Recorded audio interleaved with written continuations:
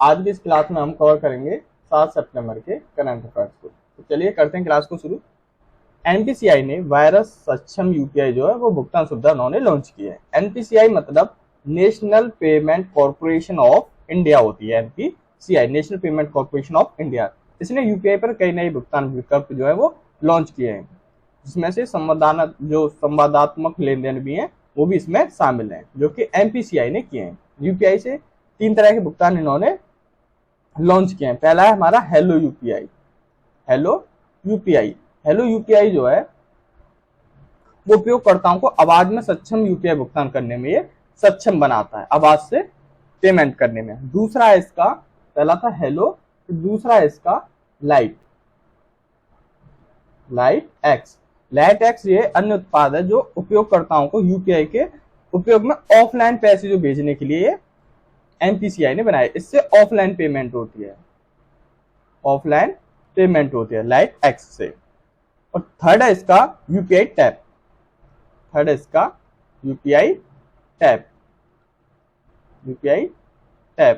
UPI tap जो है वो ग्राहकों को भुगतान के लिए एनएफसी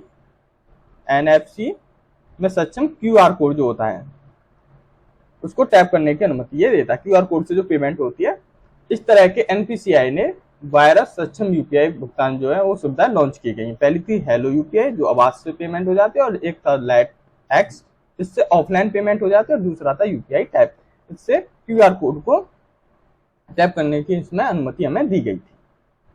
वीडियो अच्छी लग रही है लाइक शेयर एंड सब्सक्राइब जरूर कर लिया करो। चलते हैं नेक्स्ट पे। नेक्स्ट है हमारा निजाम युग के रिकॉर्ड वाले मराठाओं को ओबीसी प्रमाण पत्र मिलेगा। ओबीसी प्रमाण पत्र किनको मिलेगा? निजाम युग के रिकॉर्ड वालों को, जो मराठा थे उनके लिए। महाराष्ट्र सरकार ने मराठावाड़ के अन्य सभी मराठों को कुणबी जाति प्रमाण पत्र प्रदान करने का निर्णय दिया गया। कुणबी जाति प्रमाण पत्र जो है वो प्रदान करने का निर्णय लिया गया है। जिनके पास निजाम युग दस्तावेज हैं उनको ये प्रमाण पत्र, ओबीसी जो प्रमाण पत्र है, कुणबी जाति प्रमाण पत्र जो है वो उन्हीं को दिया जाएगा जिनके पास निजाम युग के दस्तावेज हैं। महाराष्ट्र के कुणबी समुदाय जो है ये कृषि से जुड़ा हुआ है। ये कृषि से जुड़ा हुआ समुदाय है कुणबी जो समुदाय है, और इसे अन्य पिछड़ा वर्ग यानी कि ओबीसी श्रेणी में से रखा गया है। सरकार ने पुराने दस्तावेजों को सत्यापित करने की प्रक्रिया तैयार करने के लिए सेवानिवृत्त जो न्यायाधीश हैं वो है संदीप शिंदे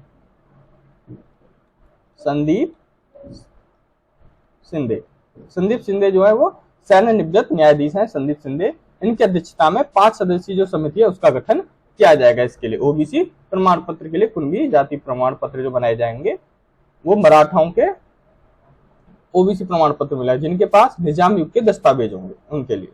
ठीक है।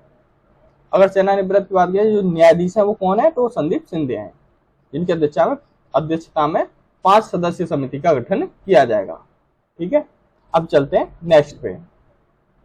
नेक्स्ट है हमारा IMD G20 जो शिखर सम्मेलन है जो दिल्ली में हो रहा है, दिल्ली में आयोजित किया जा रहा है। ये G20 शिखर सम्मेलन के लिए विशेष मौसम पूर्वानुमान जारी करेगा। ये जो करेगा IMD G20 के लिए जो मौसम है उसके पूर्वानुमान की जो वो जानकारी है IMD देगा। भारत मौसम विज्ञान विभाग यानी कि IMD, ये भारत का मौसम विज्ञान विभाग है IMD। इसने विशेष और वास्तविक समय मौसम पूर्वानुमान प्रदान करने के लिए G20 जो शिखर सम्मेलन उसके स्थल के पास एक अतिरिक्त स्वचालित मौसम स्टेशन स्थापित किया है, जो किया है IMD ने। शिखर सम्मेलन के लिए जो IMD है वो 24 आवर यानी कि 24 घंटे मौसम की निगरानी शुरू करेगा 7 सितंबर से, यानी कि आज से ही वो शुरू कर देगा इसकी निगरानी मौसम के लिए, क्योंकि 9 से 10 सितंबर के बीच में ये G20 जो शिखर सम्मेलन है ये हो रहा है दिल्ली में। ठीक है। यह IMD वेबसाइट पर समर्पित जो वेब पेज है उसके माध्यम से मौसम संबंधित जो अपडेट है वो जारी करेगा, जो करेगा IMD। ठीक है। ठीक है। अब चलते हैं नेक्स्ट क्वेश्चन पे। नेक्स्ट क्वेश्चन है हमारा अमेजन इंडिया ने विकलांग व्यक्तियों को सशक्त बनाने हेतु 5 राज्यों के साथ समझौता किया है। जो कि क्या है, अमेजन इंडिया ने किसके लिए? विकलांग व्यक्तियों को सशक्त बनाने के लिए ये समझौता किया गया है 5 राज्य। अमेजन इंडिया ने रोजगार योग्य विकलांग जो व्यक्ति यानी कि पीडब्ल्यूडी के साथ जुड़ने और मुख्य धारा के कार्यबल में उनकी भागीदारी को सक्षम करने के लिए 5 राज्यों सरकारों के साथ इसने समझौता पर हस्ताक्षर किए गए हैं। ये जो राज्य हैं, अगर राज्य की बात करें, जो 5 राज्य हैं तो वो कौन कौन से राज्य हैं? तो राज्य पहला हरियाणा, महाराष्ट्र, गुजरात, कर्नाटक और तमिलनाडु। ये 5 राज्य हैं जो कि अमेजन इंडिया ने विकलांग व्यक्तियों को सशक्त बनाने हेतु जिनके साथ समझौता किया। ये 5 राज्य हरियाणा, महाराष्ट्र, गुजरात, कर्नाटक और तमिलनाडु है। 2026 तक विस्तारित इस एमओयू पर उद्देश्य 5 राज्यों में जो पीडब्ल्यू उम्मीदवारों को कौशल और रोजगार के अवसर प्रदान ये करेगा 2026 तक। ये इसका टारगेट है 2026 तक। ठीक है, चलते हैं अब नेक्स्ट क्वेश्चन पे। नेक्स्ट क्वेश्चन है हमारा, जापान ने मून स्नाइपर चंद्र लैंडर यानी स्लिम को, ये जापान का मिशन है, मून स्नाइपर चंद्र लैंडर स्लिम को अंतरिक्ष में प्रक्षेपित किया है, जो कि जापान ने 6 सितंबर 2023 को अपना चंद्र अन्वेषण अंतरिक्ष यान प्रक्षेपित किया, जिसमें 2024 में चंद्रमा पर उतरने वाला दुनिया का 5वां देश बन जाएगा। ये 5वां देश बनेगा जापान जो है। पहला जो था वो यूएसए था यानी अमेरिका था, दूसरा रूस था, तीसरा चीन था, चौथा था भारत और 5वां बनेगा जापान, चंद्रमा पर अपने जो अंतरिक्ष यान है वो प्रक्षेपित करने के लिए। रॉकेट की योजना के अनुसार दक्षिण जापान के तनेगाशिमा, जो कि नाम है इसका तनेगाशिमा अंतरिक्ष केंद्र से उड़ान भरी थी। अगर पूछ लिया जाता जापान का जो अंतरिक्ष यान मून स्नाइपर चंद्र लैंडर स्लिम, इसने कहां से उड़ान भरी थी? तो ये भरी थी तनेगाशिमा से इसने उड़ान भरी थी। और smart lander for investigating moon slim को सफलतापूर्वक इन्होंने छोड़ा है। जो जापान का लक्ष्य है वो चंद्रमा की सतह पर अपने लक्ष्य स्तर के 100 मीटर के भीतर स्लिम को उतारना है। ठीक है, अब चलते हैं नेक्स्ट पे। नेक्स्ट क्वेश्चन हमारा, वॉशिंगटन पहला यूएस एशियन केंद्र स्थापित करेगा। जो करेगा वॉशिंगटन जो है वो पहला अपना यूएस एशियन केंद्र जो है वो स्थापित करेगा। अमेरिकी उपराष्ट्रपति यानी कि कमला हैरिस जो है ये अमेरिका की उपराष्ट्रपति। कमला हैरिस ने वॉशिंगटन में पहले यूएस एशियन केंद्र की स्थापना की घोषणा की, जो कि आधिकारिक एशियन गतिविधियों को सुविधाजनक बनाएगा। यूएस एशियन केंद्र की स्थापना सार्वजनिक निजी भागीदारियों के माध्यम से इसकी की जा रही है। केंद्र यूएस और एशियन लोगों यानी व्यवसायों और शैक्षणिक संस्थानों के बीच आगे आदान प्रदान का ये समर्थन करेगा। आदान प्रदान का ये क्या करेगा? ये समर्थन करेगा। ठीक है, चलते हैं आप नेक्स्ट क्वेश्चन पे। नेक्स्ट क्वेश्चन है हमारा, बीआरओ पूर्वी लद्दाख रणनीति यानी न्योमा बेल्ट में हवाई क्षेत्र का निर्माण ये करेगा। जो करेगा बीआरओ पूर्वी लद्दाख की रणनीतिक न्योमा बेल्ट में हवाई क्षेत्र का ये निर्माण करेगा। सीमा सड़क संगठन यानी कि बीआरओ जो हमारा वो सीमा सड़क संगठन है, इसने पूर्वी लद्दाख में रणनीति न्योमा बेल्ट में 218 करोड़ रुपए की अनुमति लागत से एक हवाई क्षेत्र जो बनाने की वो घोषणा की गई है। जो की गई 218 करोड़ रुपए की अनुमति लागत के अनुसार इन्होंने हवाई क्षेत्र बनाने की घोषणा की, जो की है बीआरओ ने, जो कि हमारी भारत की सीमा सड़क संगठन है। रक्षा मंत्री जो है हमारे वो उनका नाम है Rajnath Singh.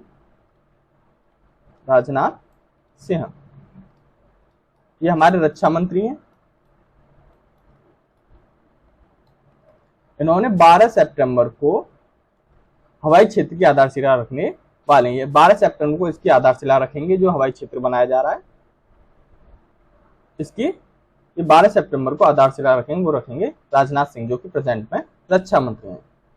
Nyoma advance landing ground का उपयोग 2020 में न्योमा एडवांस लैंडिंग ग्राउंड का उपयोग 2020 में चीन के साथ चल रहे गतिरोध के दौरान सैन्य परिवहन के लिए किया गया था। इसका जो उपयोग किया गया था न्योमा एडवांस लैंडिंग ग्राउंड का वो 2020 में किया गया था। इसलिए अब यहाँ पर एक हवाई क्षेत्र बनाया जा रहा है, जिसका उद्घाटन जो अध्यक्ष जो रखेंगे वो 12 सितंबर को रखेंगे। जो रखेंगे वो है राजनाथ सिंह, जो कि प्रेजेंट में हमारे रक्षा मंत्री हैं। इसकी घोषणा जो है वो बीआरओ ने की है। बीआरओ ने पूर्व लद्दाख की जो रणनीतिक न्योमा बेल्ट जो है उसके लिए 218 करोड़ रुपए की अनुमानित लागत से हवाई क्षेत्र बनाने की घोषणा की गई है बीआरओ की ओर से, जो कि हमारी भारत की सीमा सड़क संगठन है। ठीक है, अब चलते हैं नेक्स्ट पे। नेक्स्ट है हमारा अमूल। हांगझो एशियाई खेल जो है, हांगझो एशियाई खेल 2023 में भारतीय दल को प्रायोजित करेगा। जो करेगा अमूल। अमूल को चीन के हांगझू में 19वें एशियाई जो खेल है 2022 के लिए भारतीय दल का आधिकारिक प्रायोजित जो है वो नामित किया गया है। प्रायोजक नामित किया गया है। भारत दल का जो भारतीय दल का आधिकारिक प्रायोजक नामित किया गया है हांगझू में 19वें एशियाई खेल 2022 के लिए। ठीक है,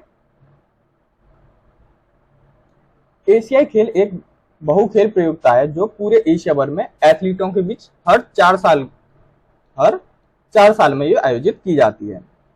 आगामी जो कार्यक्रम है 19वें एशियाई खेल यानी हांगझो 2022 को कोविड-19 के कारण स्थगित, जब कोविड-19 आया 2022 में, इसकी वजह से इसे स्थगित कर दिया गया था इस खेल को। अमूल दुनिया की सबसे बड़ी डेयरी सहकारी संस्था है और भारत में दूध का सबसे बड़ा उत्पादक ये अमूल का है। ये करके उत्पादक करती है अमूल। ठीक है, चलते हैं अब नेक्स्ट पे। नेक्स्ट हमारा आरईसी ने यानी रैक ने 2030 तक 3 ट्रिलियन की हरित ऋण जो पोर्टफोलियो है उसका लक्ष्य रखा है, जो कि रखा है रैक ने 2030 तक। रैक लिमिटेड ने वीडियो कॉन्फ्रेंसिंग के माध्यम से अपनी 54वीं जो वार्षिक आम बैठक आयोजित की थी, इसने जो की थी 54वीं। अगर पूछ रहे हैं रैक की लिमिटेड जो अपनी वार्षिक आम बैठक है वो कौन सी की गई थी, वो 54वीं वार्षिक बैठक की गई थी। बैठक की जो अध्यक्षता है वो सीएमडी श्री विवेक कुमार देवागन ने की और इसमें सभी निदेशक शामिल भी हुए थे। अध्यक्षता पूछी जाए किसने की, तो सीएमडी श्री विवेक कुमार देवागन ने की थी। ठीक है, और इसमें सभी निदेशक शामिल हुए हैं। बिजली मंत्रालय ने यानी कि रैक को गैर बिजली बुनियादी ढांचे और लॉजिस्टिक क्षेत्रों को ऋण देने की अनुमति इसी को दी गई है। प्रस्ताव अंतिम जो लाभांश है वो सहित FY23 के लिए कुल लाभांश जो भुगतान है, टोटल जो भुगतान है वो 3,318 करोड़ रुपए है। 18 करोड़ रुपए है। ठीक है, कुल लाभांश भुगतान जो है वो 3,318 करोड़ का है। ठीक है, अब चलते हैं नेक्स्ट क्वेश्चन पे। नेक्स्ट क्वेश्चन है हमारा, भारतीय वायुसेना ने मेगा सैन्य अभ्यास जो है वो त्रिशूल शुरू किया है। त्रिशूल जो मेगा सैन्य अभ्यास है वो शुरू किया है, वो किया हमारी भारतीय वायुसेना ने। भारतीय वायुसेना ने 4 से 14 सितंबर 2023 तक अपना वार्षिक मेगा प्रेक्षण जो अभ्यास हुआ है त्रिशूल जो है वो चला रही है, जो चला रही हमारी भारतीय वायुसेना। इसके हिस्से के रूप में इसकी पश्चिमी वायुसेना यानी कि WAC पश्चिमी वायु जो कमान है हमारी WAC कश्मीर के लेह से लेकर राजस्थान, कश्मीर के लेह से लेकर राजस्थान के नाल तक अपनी सभी लड़ाकू संपत्तियों को सक्रिय ये करेगी भारतीय वायुसेना। अभ्यास जो है त्रिशूल वो भारतीय वायुसेना को भारतीय सेना द्वारा उसके परिचालन, समन्वय और युद्ध की तैयारी को बढ़ाने के लिए आयोजित एवं संयुक्त सैन्य अभ्यास है ये। ठीक है, जिसका नाम रखा गया है त्रिशूल सैन्य अभ्यास है। ठीक है, चलते हैं नेक्स्ट क्वेश्चन पे। नेक्स्ट क्वेश्चन हमारा, हैदराबाद में 3 दिवसीय क्लाइमेट रेजिलिएंट एग्रीकल्चर का जो शाला है वो संपन्न हुई है। क्लाइमेट रेजिलिएंट एग्रीकल्चर यानी कि जलवायु लचीला कृषि पर G20 तकनीकी कार्यशाला हैदराबाद में संपन्न हुई, जिसमें क्लाइमेट रेजिलिएंट एग्रीकल्चर यानी जलवायु लचीला कृषि के लिए अनुसंधान, प्रौद्योगिकी विकास और नीतियों पर ध्यान केंद्रित करेगा। ये 3 दिवसीय कार्यक्रम में G20 जो सदस्य हैं देशों में प्रतिनिधियों ने भाग इसमें लिया था। कार्यशाला में कृषि के जलवायु संबंधी जो चुनौतियों से निपटने में वैज्ञानिक और नवीन समाधानों के महत्व पर प्रकाश इसमें डाला गया था। ठीक है, चलते हैं नेक्स्ट पे।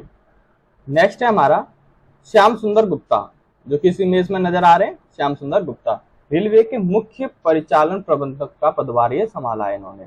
मुख्य परिचालन प्रबंधन पूछ लिया जाता है, मुख्य रेलवे के मुख्य परिचालन प्रबंधन कौन है प्रेजेंट में, तो वो है श्याम सुंदर गुप्ता। श्याम सुंदर गुप्ता ने पुणे के मध्य रेलवे के प्रधान मुख्य परिचालन प्रबंधन का पदभार इन्होंने संभाला है।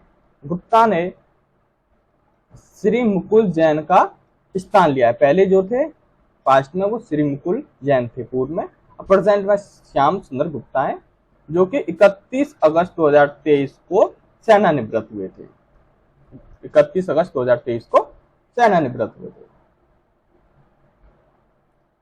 अपनी वर्तमान भूमिका संभालने से पहले गुप्ता ने उत्तर रेलवे के लिए मुख्य प्रशासनिक अधिकारी सिस्टम के रूप में इन्होंने कार्य किया था। गुप्ता भारतीय रेलवे यातायात सेवा में 1992 बैच के अधिकारी हैं। 1992 के अधिकारी हैं भारतीय रेलवे यातायात सेवा के, ठीक है, जो कि श्याम सुंदर गुप्ता। अब चलते हैं नेक्स्ट पे। नेक्स्ट हमारा बिस और यानी BIS और भारतीय रिजर्व बैंक ने G20 टैक्स स्प्रिंट 2023 का विजेता की घोषणा जो की गई है। तो बैंक फॉर इंटरनेशनल सेटलमेंट यानी कि BIS, यह बैंक फॉर इंटरनेशनल सेटलमेंट, और भारतीय रिजर्व बैंक यानी कि RBI, इसने G20 टैक्स स्प्रिंट 2023 की चुनौतियों के लिए विजेता की घोषणा की है।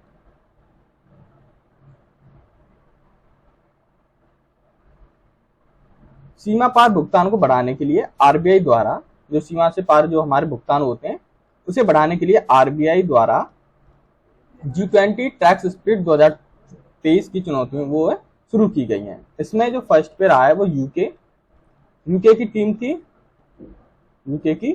थी जिसका नाम था सेक्रेटरियम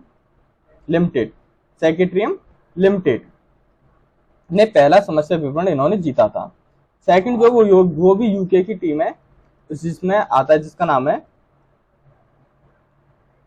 नाम है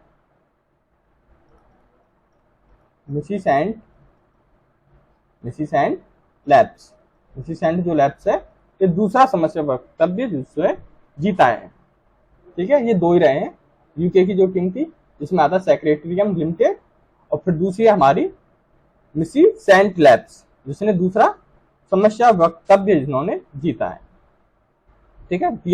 BIS पूछ लिया तो ये क्या है, तो बैंक फॉर इंटरनेशनल सेटलमेंट है, ठीक है।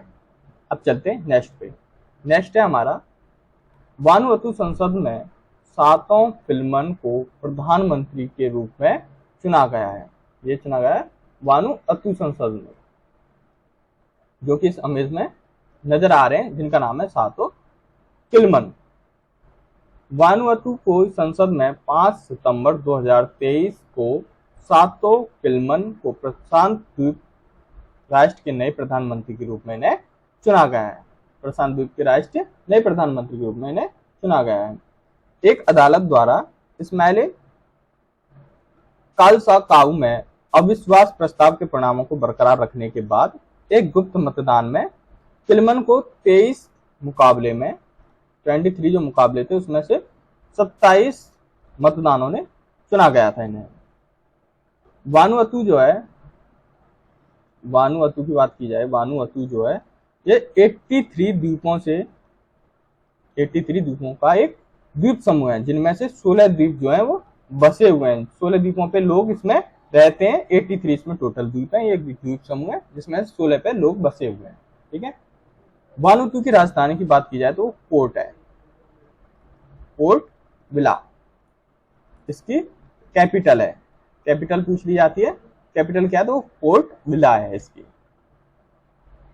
अब बात कर लेते हैं वानुअतु के बारे में। समाचार में जो हमारा मानचित्र है, अगर मानचित्र में बात करें वानुअतु के बारे में, जिसके नए प्रधानमंत्री चुने गए हैं वो है 7 फिल्मन, जिसका नाम है 7 फिल्मन, जो कि वानुअतु के नए PM चुने गए हैं। और बात करी जाए वानुअतु को, तो ये 83 द्वीपों का एक द्वीप समूह है, जिसमें से 16 द्वीपों पर लोग जो हैं वो बसे हुए हैं। 16 द्वीपों पर इस पे लोग बसे हुए हैं।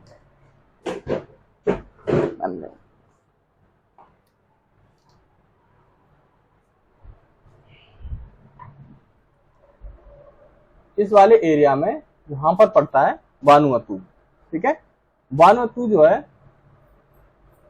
ये सबसे बड़े द्वीपों में एस्पिट्यू, सैंटो और मालाकुला और एंटो शामिल हैं। इसमें इस्लामा वानुअतु में अधिकांश लोगों द्वारा बोली जाने वाली जो भाषा है वो क्रियोल है। यहाँ की जो भाषा है वो क्रियोल भाषा बोली जाती है। वानुअतु की मुद्रा की बात करी जाए तो वो वातु है, जो कि ऑस्ट्रेलियाई डॉलर से जुड़ी हुई है। इसकी जो मुद्रा है वो ऑस्ट्रेलियाई डॉलर से जुड़ी हुई है। इसकी मैंने राजधानी की बात की थी, कैपिटल। इसकी कैपिटल जो है, इसकी कैपिटल का नाम है पोर्ट विला। पोर्ट विला जो है ये इसकी कैपिटल है। और आधिकारिक जो भाषा थी इसकी वो थी इस्लामा, फ्रेंच और अंग्रेजी। ये यहाँ की आधिकारिक भाषा है। अगर यहाँ की जनसंख्या की बात की जाए तो 3.1 लाख यहाँ की जनसंख्या। अगर महाद्वीप की बात की जाए तो इसका जो महाद्वीप है वो है ओशिनिया। ठीक है, आज के लिए वैसे इतना ही। धन्यवाद मेरे चैनल में जुड़े रहने के लिए।